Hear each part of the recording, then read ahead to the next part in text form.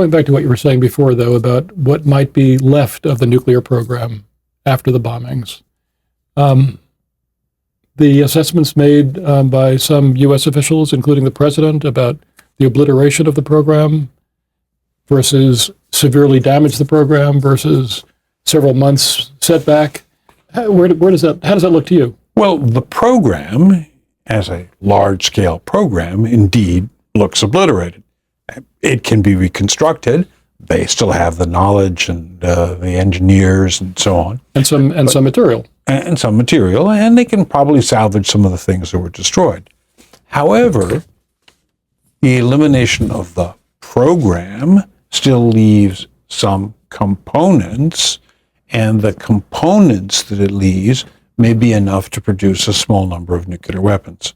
So we don't really know what happened to the 440 kilograms of 60% enriched uranium, or to the 20% enriched uranium. Mm-hmm. And since that was stored, as far as we know, in these 5 kilogram casks, some of it may as well have survived. And even if they didn't move it from the Fordo site, it's one thing to destroy a centrifuge, which is spinning at super high speeds, mm-hmm. and so therefore if it gets disturbed and dust gets in the air, the centrifuge may crash. Okay. It's another thing to destroy casks, 5 kilogram casks with 5 kilogram of enriched material in it. So Trump may be correct, and the Defense Intelligence Agency assessment may also be correct. They asked different questions. One asked what's happened to the program, and the other is asked, is the residual what's left enough to make a few bombs? In negotiations that the president has indicated he wants to pursue with the Iranians, although there's been some question now about how serious the U.S. commitment is to that, I'd be curious about your view, whether we actually are going to be pursuing negotiations again. But if the objective of the negotiations would be to deny the Iranians the ability to continue to enrich uranium, is that an objective that's achievable? Well, I think Mr. Trump very much wants to have a deal. Very interested in a deal. So I have no doubt that he's quite sincere in his offer to have a deal. The deal he wants is much the deal that he put on the table before this, which is to say that he wants Iran to ship out its enriched uranium, and he wants Iran to agree not to enrich uranium at home, but instead to participate in a regional enrichment facility. So that's what Trump is proposing. And it's not going to be easy for the Iranians to accept. And there's going to have to be some remarkable creativity to find ways to package this in such a way that the Iranians could claim that they too have achieved a victory, they're still enriching, and so on.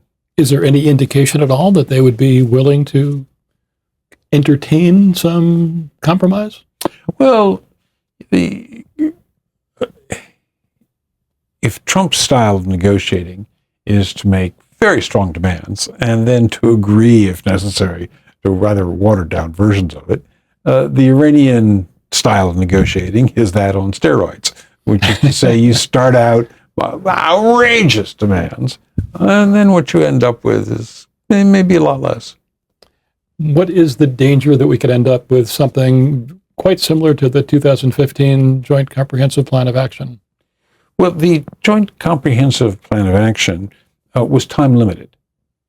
And it would be quite dangerous to have a time-limited agreement this time because the Iranians, frankly, are patient and be willing to wait things out. So that's a big concern. The previous 2015 agreement was only about nuclear matters. And we almost certainly will have an agreement this time, which is only about nuclear matters. There doesn't seem to be much appetite on any side to have an agreement which covers missiles, much less Iran's destabilizing activities. I mean, even though people who have observed Iranian behavior recognize that these continue to pose great dangers to stability and peace in the region. Well, indeed, what we heard a lot before the 2015 agreement and afterwards from the Gulf countries was to say that all you've done is block the Iranians from one way of pursuing their objectives of destabilizing the region.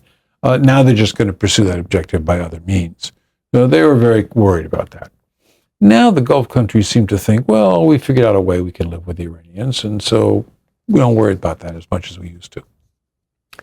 Can you envision a deal with the Iranians in which we have sufficient confidence in a really empowered inspection regime that we really know that in that vast country full of very smart people, they are not pursuing a military nuclear program?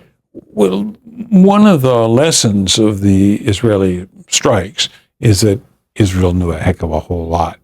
And if I were an Iranian authority, I would be very worried that if I tried to do something clandestinely, the Israelis are going to find out about it. So I don't know how much confidence the Iranian authorities are going to have that they can hide things. Okay. Turn to a different aspect of all of this. The sanctions that have been imposed on Iran. As an economist and a longtime close observer of Iran, what is your assessment of the impact of the sanctions that Iran is under now? And what would be the impact if the UN sanctions that were lifted under the Joint Comprehensive Plan of Action of 2015 were reimposed, were snapped back this October, which is the deadline for the possibility of snapping back those sanctions? The sanctions have clearly cost Iran a lot of money and had a real impact on the Iranian economy. No question about that. Is that going to get Iran to change its actions and behaviors? Well, that's a lot harder to see. It's tough to use sanctions to get a country to change its actions. It's possible. We saw that with the original 2015 nuclear deal. But it's tough.